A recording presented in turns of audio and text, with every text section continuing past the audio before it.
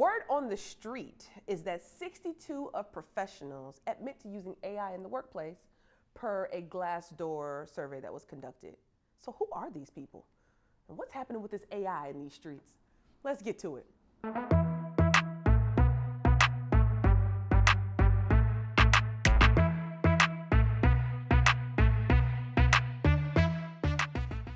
All right, gang, so Glassdoor did a survey, and it was noted that 62 professionals expressed that they use AI in the workplace. And I was surprised by that, because I have never used AI in my life. I tried that GPS chat. I don't know what it's called. It's something like that.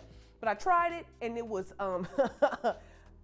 it was no bueno. It didn't work out well. It didn't go well. So I was like, 62% is a lot of people. I am way behind the times when it comes to AI generated software that can help you be, I guess, genius and brilliant in the workplace. So I thought I'd share with you what's going on. So a couple corporations shared how they are using AI in the workplace, specifically as it pertains to human resources. So to start with, Johnson & Johnson said they've been using AI for years, and that they're using AI with respect to learning and development, so training effectively, the employee experience, enhancing the employee experience, and for recruiting. And I was like, oh my goodness, how are they using AI for talent planning, talent development, learning and development? Like where does that show up? And here's how they're using it. They have a AI-powered career mapping tool, all right, that they utilize. And through this tool, the technology allows employees to access different learning and development opportunities, career and mentorship opportunities, and it's based on both their current career as well as their aspirations, their hopes and dreams. And their technology goes even further. Basically, you have a position at Johnson & Johnson, per my research of how this works. You have a career of Johnson & Johnson, and you tell the system, I'm interested in becoming the CEO of Johnson & Johnson. I don't think there's any cap on your aspirations.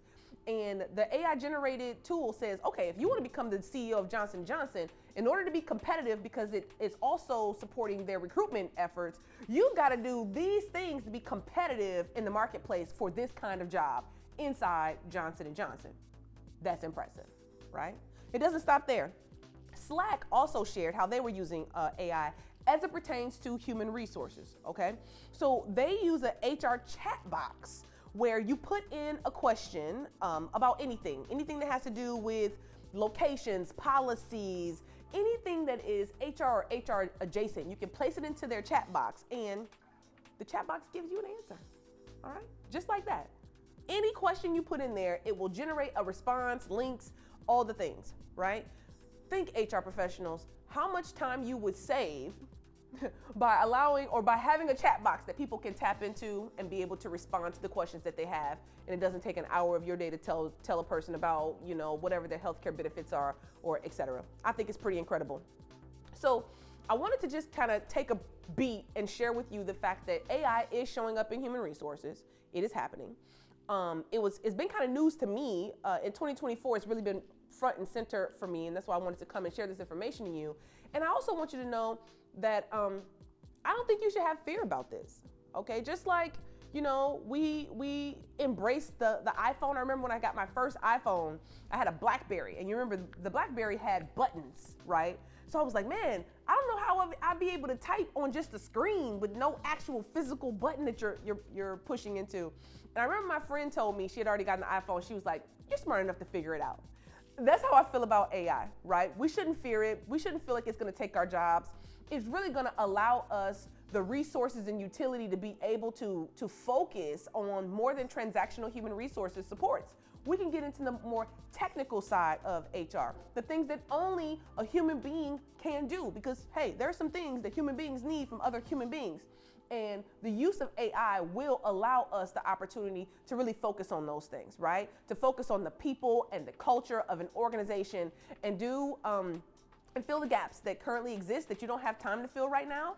The things that you talk to yourself about, like, man, if I weren't so busy doing these transactional things, I'd focus on that. Well, AI is making a way for you to actually have the opportunity to focus on those things. So thanks for joining me for this word on the street. If you've got some AI that you're using, if you've got a perspective on artificial intelligence, technology, jump in the chat, share your perspective. It's happening, it's coming, Don't be Blockbuster about it, right? Remember, Blockbuster rejected Netflix. Netflix tried to sell itself to Blockbuster for like $50 million. And now Netflix is worth $250 billion because they rejected the technology. Don't reject the technology, embrace it, and then do something genius with it. Until next time, see you soon.